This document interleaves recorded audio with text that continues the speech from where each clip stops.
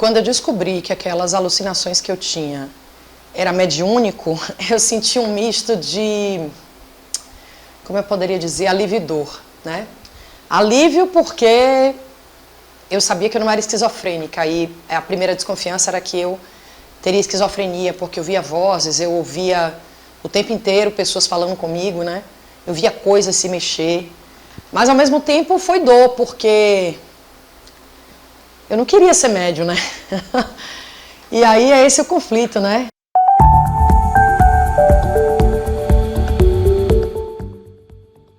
Muitas vezes a gente se depara com essa situação de descobrir que é médium e esse misto de alegria e tristeza. Eu quero contar um pouco para você hoje como foi essa minha descoberta e como é que eu lidei e tenho lidado ao longo dos anos com o processo mediúnico. Eu lembro que eu tinha por volta de 19, 20 anos. Eu ouvia muitas perturbações, né? Então, eu estava em casa, de repente eu ouvia um barulho parecendo que estava numa feira. Eu ouvia vozes me chamando. Carol, eu corria para olhar no portão, não era ninguém, sabe? Eu ia dormir, eu deitava de noite, minha cabeça parecia que tinha um monte de gente conversando. Eu ia fazer uma coisa, eu ouvia uma voz dizendo que era para eu fazer outra. Enfim, eu comecei a ficar muito confusa, né?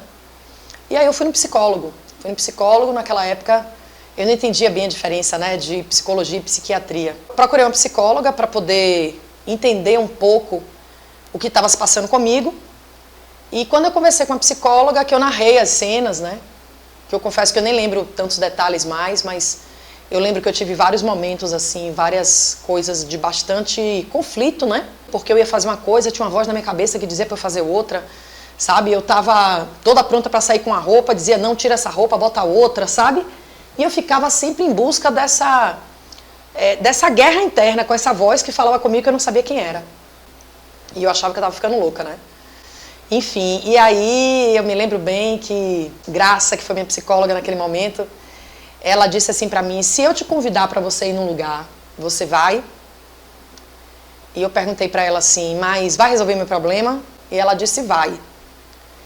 E ela era espírita, né? E veja como é a espiritualidade. Eles sempre dão um jeito de nos colocar no lugar certo. E eles sempre colocam no nosso caminho alguém para nos indicar esse caminho, né? E foi muito incrível, porque eu não conhecia essa psicóloga, nem lembro quem me indicou na época, enfim. Eu sei que ela me encaminhou para o centro espírita. E lá chegando eu detectei imediatamente que eu era médium, né? Eu até tenho um vídeo aqui mais antigo que eu conto a bizarra história do meu começo mediúnico. Mas o que eu quero compartilhar hoje é exatamente esse sentimento do que a gente faz quando a gente descobre que é médium. Então, assim, algumas pessoas se sentem em pânico, algumas pessoas ficam felicíssimas, né? Hoje eu sinto que existe um movimento muito grande de divulgação da mediunidade na internet, sobretudo os jovens acham o máximo, assim, ai, quero saber quem é meu guia, quero incorporar, quero falar com A, com B, com C, né? Só que qual é o problema disso? O problema disso é que nem todo mundo recebe a mensagem de forma suave, né? É meio que uma sentença, né? Então, pô, eu sou médium e não consigo me livrar disso, eu vou ser médium pro resto da vida ou não, eu sou obrigada a usar essa mediunidade para alguma coisa. Então, esse tipo de conflito é muito comum acontecer entre as pessoas que são médiums, né? O que eu tenho percebido ao longo de mais de 25 anos que eu estudo o tema, eu percebo que as pessoas que querem muito ser médium, né? Ai, tô louco para conhecer meu guia e tal, às vezes, ou pela ansiedade, ou porque espiritualmente a pessoa não está no momento de desenvolver determinado dom, elas têm mais dificuldade, né?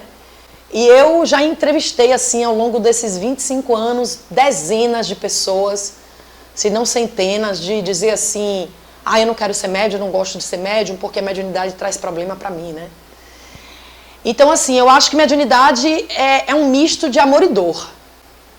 Mas o que eu sempre digo, se é um dom, e se todos nós temos a capacidade, né, de fato, desenvolver esse dom, ou aprender a aprimorar esse dom, a pergunta é, por que não usar isso ao nosso favor, né? Então, é mais ou menos assim, a gente nasce com a habilidade de enxergar. Todos nós temos a habilidade de enxergar, com exceção, naturalmente, daqueles que têm deficiência visual. Mas se você não tem nenhuma deficiência visual, você nasceu com 2 olhos, né? E você tem aí a capacidade de enxergar. Do mesmo jeito, a capacidade auditiva. Tem pessoas que têm dificuldade, mas a grande maioria das pessoas, né? Elas conseguem ouvir. Então esse é o ponto. Se você tem uma faculdade, se você tem um dispositivo dentro de você que é capaz de perceber o mundo espiritual, a minha pergunta é, por que não utilizar isso a seu favor? Então eu me questionei muito isso naquele momento, né?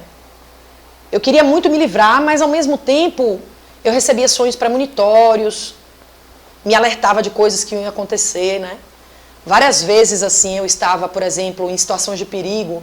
Eu passei por muitas situações traumáticas na vida, muitos assaltos, muito acidente de carro, eu passei por um monte de coisa, né? E todas as vezes que eu sofri alguma coisa assim grave, tinha uma voz que me avisava. E depois que acontecia, eu ficava muito chateada, porque eu dizia assim, porra, você tá aí, você fala o tempo inteiro comigo, por que você não impediu que esse negócio acontecesse?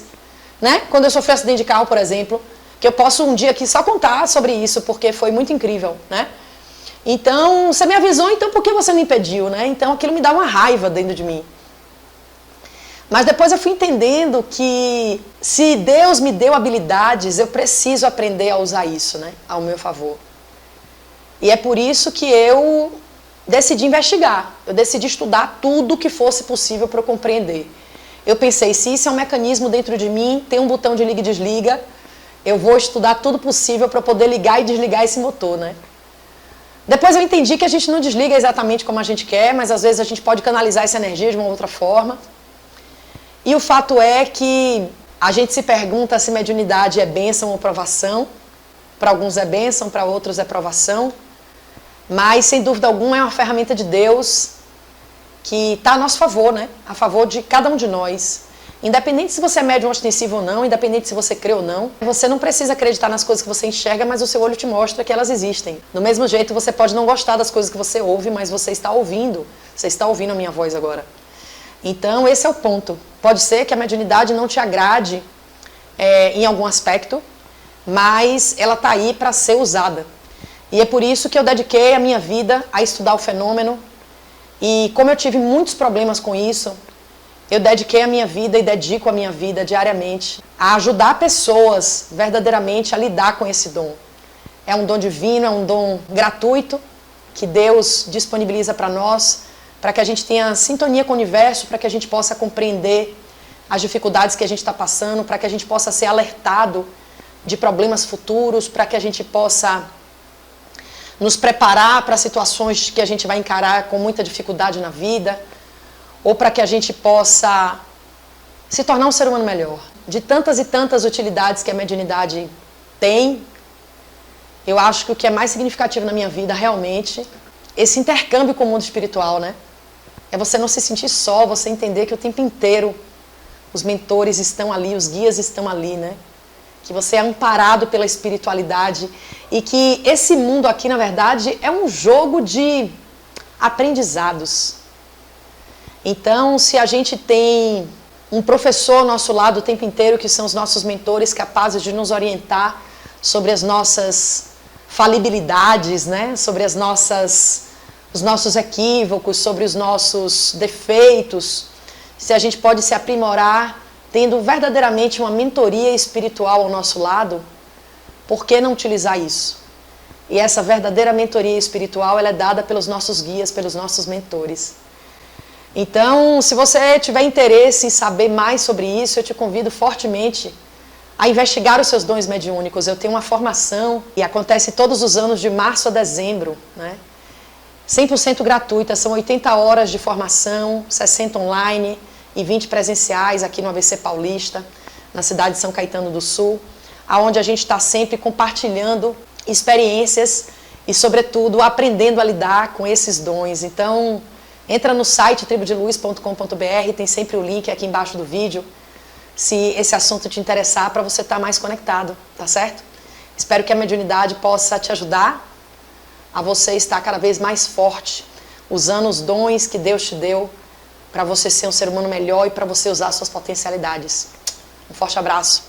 Até o próximo vídeo. Tchau, tchau.